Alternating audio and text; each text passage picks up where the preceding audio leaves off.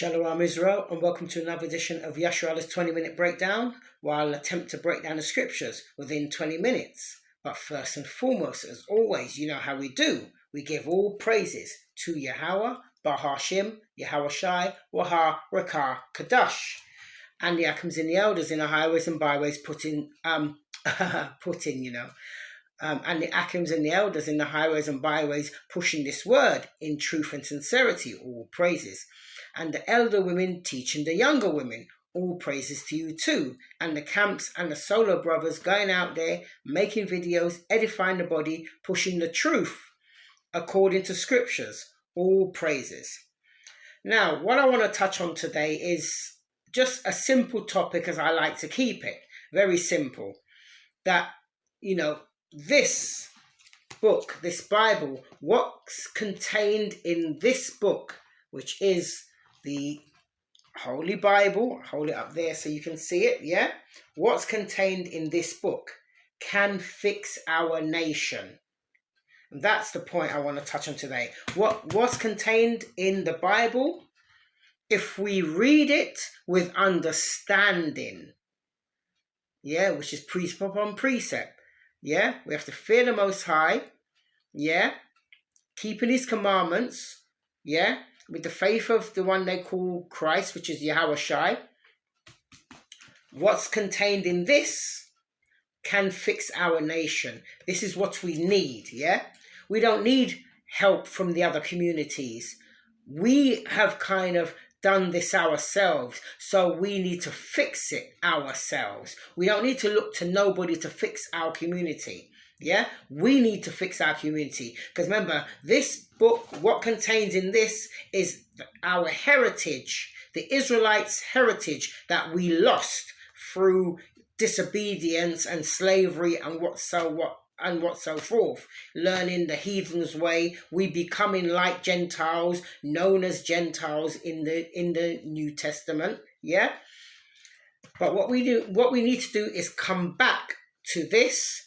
This will fix our nation. And I want to go through a few scriptures to prove that point. Yeah? My first scripture I want to go to is, I'm going to open out with the book of John, chapter 7, verse 49. That's what I'm going to start with. But first and foremost, before I start reading, I have my timer. And I'm going to start in 3, 2, 1. Boom, we're away. Let's go straight there. John chapter 7 verse 49. And it's plain and simple. Watch this. John chapter 7 verse 49, and it reads, "But this people who knoweth not the law are cursed." And that's why we are in the situation we're in, because we don't know the laws of the Most High. We're happy to keep the laws of this land. But when it comes to the dietary law, the civil law, the ceremonial law, and the moral laws, which are all contained in this, we don't know them, yeah? And that's what we got to come back to, learning and knowing and doing. It's an action word. Just saying sweet words means nothing, but doing, saying, should we say, and doing, now we're on the road to recovery. Now, let me jump to Deuteronomy chapter 28, verse 15. One of the first promises the Israelites, were given.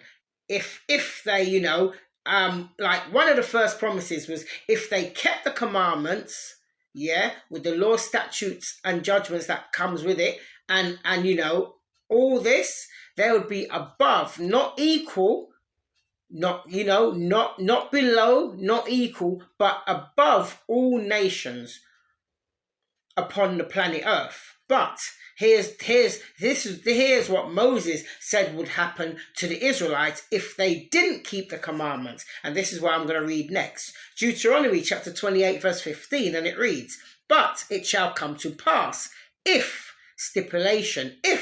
thou wilt not hearken unto the voice of the Lord thy God, Yahweh thy power, to observe to do all his commandments and his statutes, which I command thee this day, that all these curses shall come upon thee and overtake thee. Now, hear that? All these curses shall come upon thee and overtake thee if you don't keep the commandments. Remember what I started off with? John chapter 7 verse 49, where it says, but this people who knoweth not the law are cursed. That's what it's referring to as well, because when you go right back to Moses said to the Israelites, you kept the commandments, you'll be above, ruling, living in the best place, and everything would be, let's say, hunky-dory.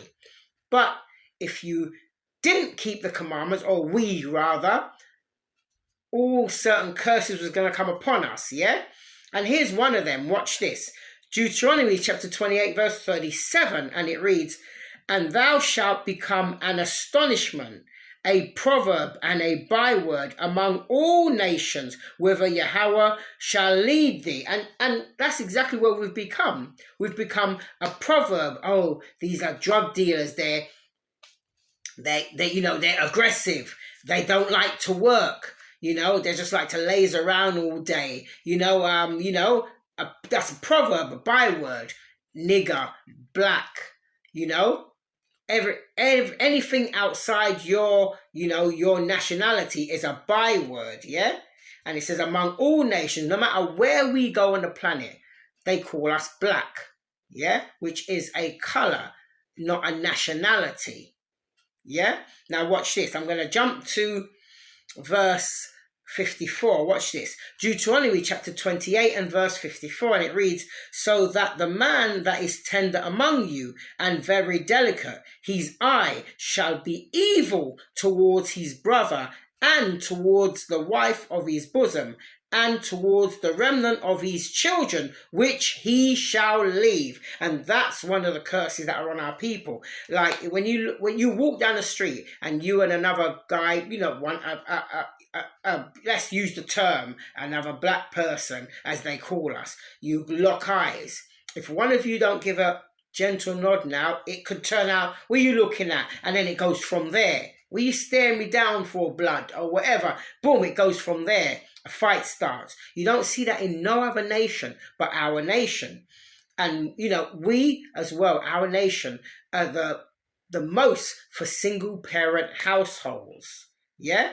And this is what the Bible is describing. All this happened to us because we didn't want to keep the Most High's laws, statutes, and commandments. Now watch this. I'm going to jump to verse 56. Deuteronomy chapter 28 and verse 56. And it reads, the tender and delicate woman among you, which would not adventure to set the sole of her feet upon the ground for delicateness and tenderness, her eye shall be evil towards the husband of her bosom, and towards her son, and towards her daughter. Now, these are issues in our community. You see women rail up in men's faces. Some women got more testosterone now than the men. Some are leading the household. Yeah? So you see, you got this so-called black on black crime, the woman disliking her man. He can't protect me, he's not a provider. They talk down to him, they belittle him, so the woman's very loud and bossy. This is the kind of women that we have in our community. So these are the issues, right? How to fix the problem in our community now. And this is how we need to fix them. Now, Deuteronomy chapter 28 and verse 1, and it reads, and it shall come to pass if, hear that, if thou shalt hearken, if you shall listen diligently, if you should hearken diligently, listen carefully unto the voice of the Lord thy God, to observe and to do action, to do, not just to observe it and hear and think, yeah, that sounds good. No, it's something that you should be doing. To observe and to do all his commandments, which I command thee this day, that Yahweh thy power will set thee on high above all nations of the earth. Now, that's the only way we're going to fix our nation. yeah, is by coming back to the laws. If we come back to the laws, we would show love towards our brothers, our sisters. We won't be whoring them out. We won't be sleeping with them and leaving them. We'll actually honor what the Bible says, and we take them for a wife. I'll actually read that a bit later. These things, we see our brother, oh, you need something, my brother? Here, I have this. Oh, yes, yeah, always salute and greet. That brings that tension down. We won't have no more single parent households if we kept the commandments, because one of the commandments is if you lay with a woman, you are supposed to take her as your wife. Yeah, you can't lay with her and then bounce and go to the next one, which is what a lot of our men are doing. And some of our women is just as bad. I'm not going to put it on all the men. Some of them are just as bad, jumping from man to man to man. Some is just as bad as the men. Now watch this, yeah? This is Proverbs chapter 16 and verse 6 into 7. Watch this. Proverbs chapter 16 verse 6, and it reads, by mercy and truth iniquity is purged. Hear that? By keeping faith in Yahushua and by the keeping the laws, that's how you're going to purge iniquity. All that rubbish that we've picked up along the way, all the things that we've been going against the Most High, that's how we're going to purge them. That's how we're going to get them out of our system. Yeah, that's the only way. Let me read that again. Proverbs chapter 16 and verse 6. By mercy and truth iniquity is purged, and by the fear of Yahweh men depart from evil. So you see that? If we feared Yahweh, because we know if we read this Bible and understood there's a judgment for everything we do, and we feared that judgment, we would return and we'll keep the commandments as best as we can. Watch this. Proverbs chapter 16 and verse 7. When a man's ways please Yahweh, he maketh even his enemies be at peace with him. And that would be that turning point. When you start doing things to please the Most High and start walking in his ways, you realize those people that disliked you, they start turning and start respecting you and then start liking you. Yeah? Because he makes your enemies will now be at peace with you when they see the way how you're walking. When you walk uprightly as a man, keeping the commandments of the Most High. You're honorable in everything you say and do. Yeah? These are the things how to fix our nation. Watch this. I'm going to jump to Ecclesiasticus chapter 6 verses 7 to 8. Watch this. Ecclesiasticus chapter 6 and verse 7, and it reads, if thou wouldest get a friend, prove him first, and be not hasty to credit him. And this goes to our women and our men. When you just meet someone, don't be quick to, like a woman, you might meet a guy and he's splashing out money. Don't be quick to credit him. Yeah, man, the guy really loves me because he's spending his money. Sometimes he's doing that because he knows what he's after, so he's trying to get a quick route to it. Prove him first. Hold off. Don't give him the goods. Go out on dates, check him out, prove him. And same with the men. You see a girl that's beautiful, don't just try to get in her drawers. Prove her. See what she's like, talk with her, check out her mind, how she is. Does she have respect for you, or if she's only after what's in your pocket? It goes both ways. Watch this, yeah? I'm going to read that again, but right through. Watch this. Ecclesiasticus chapter 6 and verse 7. If thou wouldest get a friend, prove him first, and be not hasty to credit him. Verse 8. For some man is a friend for his own occasion, and will not abide in the day of thy trouble. And that's exactly true. That's why you've got to prove him first before you start like saying, yes, he's honorable, I want to be with him, or yes, she's a faithful good woman, I want to be with her. Prove her first. Yeah. Now And the funny thing about this advice that the Most High gave us, yeah, because the Most High keeps by his own advice, yeah, because watch this, Isaiah 41 and verse 8, watch this, Isaiah chapter 41 verse 8, and it reads, "But thou, Israel, art my servant, Jacob whom I have chosen, the seed of Abraham, my friend." You see that? So the Most High called Abraham his friend. Why? Because he proved Abraham first. He didn't just start crediting Abraham. Remember, he proved Abraham, giving him tasks and see what Abraham would do. Will he keep my commandments? Would he take his son to sacrifice? Would he pick up and go where I said he must go, not knowing who he's going to or what kind of land he's going? Abraham trusted in the Most High and did it. The Most High proved him, and now he called him Abraham, my friend. You see that? Yeah? Now, watch this. I'm going to show you that. I'm going to even you know what? Actually, let me show you that. Watch this.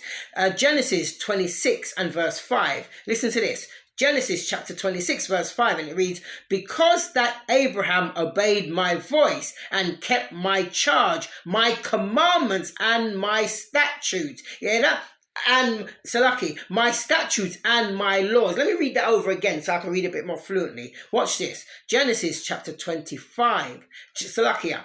Genesis chapter 26 and verse 5, and it reads, "Because that Abraham obeyed my voice and kept my charge, my commandments, my statutes, and my laws." So you see? That's how he proved him, because this is why, because he said because. So that's why now he calls Abraham when you go to Isaiah 41 and 8, he says, the seed of Abraham, my friend. He called Abraham his friend because he proved Abraham and Abraham didn't come up short. Yeah? So the Most High followed his own advice, yeah? Like I read earlier in Ecclesiasticus chapter 6 and verse 7, where it says, "If thou wouldest get a friend, prove him first. Be not hasty to credit him." So the Most High proved Abraham, then he credited him and he called him his friend, yeah? Now watch this, yeah? Let me show you that law I was talking about, where we can cut down single parent households in our community, yeah?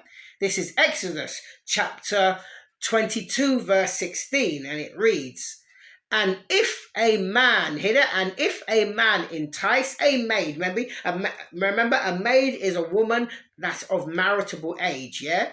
"And if a man entice a maid that is not betrothed," so she ain't with anybody, so you're not stepping on anybody's toes. She's not engaged, she's not promised to anybody, and she's not already married. So she has to be a single woman, but at a marriageable age. I'll read that again. Exodus chapter 22 verse 16. "And if a man entice a maid that is not betrothed and lie with her," that means that they lay down and they have sex, yeah? "He shall surely endow her to be his wife." So see, that's the law that I was saying that I was going to read to you earlier. So that's a law. This is what we were supposed to be doing. And if we kept to that law, we wouldn't have single parent household, umpteen baby mothers, yeah? Women raising men in a feminine state. Because a woman cannot raise a man to be a man. They can do a good job. I know some women that's done an excellent job. But still, it takes a man to raise a boy child. Yeah? Now watch this, yeah? I'm going to jump to Mark chapter 10 verse 6 into 9. Watch this. Mark chapter 10 verse 6, and it reads, "But from the beginning of the creation, the Most High made them male and female." Watch this, verse 7. "For this cause shall a man leave his father and mother and cleave to his wife." Verse 8. And they twain shall be one flesh. So then they are no more twain, but one flesh. Verse 9. What therefore the Most High has joined together, let not man put asunder." Now there is the point right there too, yeah? So they're supposed to be one flesh. And when that says one flesh, meaning that they're supposed to be one body, doesn't mean they may not they may have times where they may disagree, yeah, but still the man is the head. Yeah, so they may have times where they disagree, but they doesn't mean they're not still one body and one flesh. Yeah, that's all that's showing you. Now, I'm going to jump to Ecclesiasticus chapter 37, verse 12. Watch this.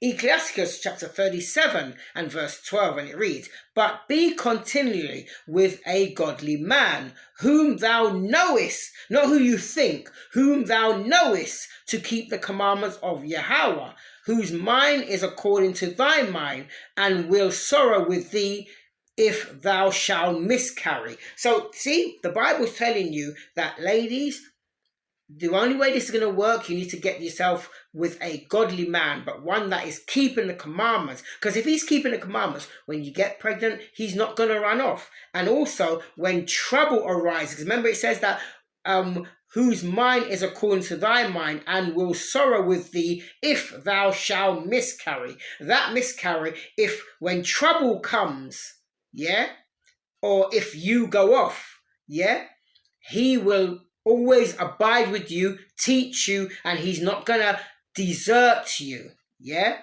so when that trouble comes, he will be there as a rock. Yeah, that's what that's showing you. Yeah, so I'm gonna jump back to Ecclesiasticus chapter 6, and I'm gonna just take it from 8 to 10. 8 and then 10. Watch this, yeah? Ecclesiasticus chapter 6 verse 8, and it reads, "For some men is a friend for his own occasion, and will not abide in the day of trouble." See, and that's why I read that again, just to prove that part where it says, and will sorrow with thee if thou shalt miscarry. Because there are some men that are there for their own occasion, but soon as trouble comes, the day of trouble, they won't abide, they'll be away. Ecclesiasticus chapter 6 verse 10 now, watch this. "Again, some friend is a companion at the table, and will not continue in the day of thy affliction." So these are the things that we need to work on to fix our nation. So this was just a quick lesson I wanted to quickly do. These are the things we need to start working on. So what we need to do is, if you have a Bible, dust it off, open it, and start reading from Genesis all the way to Deuteronomy. And when you've got to Deuteronomy, start again from Genesis, because there's laws there that you may miss. So you need to apply them. Take your time, learn them and apply them. This is why I do lessons like this. I've got many lessons on there showing all various things. But anyway, I hope I made some sense. Just a quick lesson on these are the starting points of fixing our nation, because we got to start somewhere. And this is the starting point. So I'm about to time out. So I hope I made sense, as I said before. This is Yasharallah. With that, we out. And here goes my buzzer. Right on cue. We out.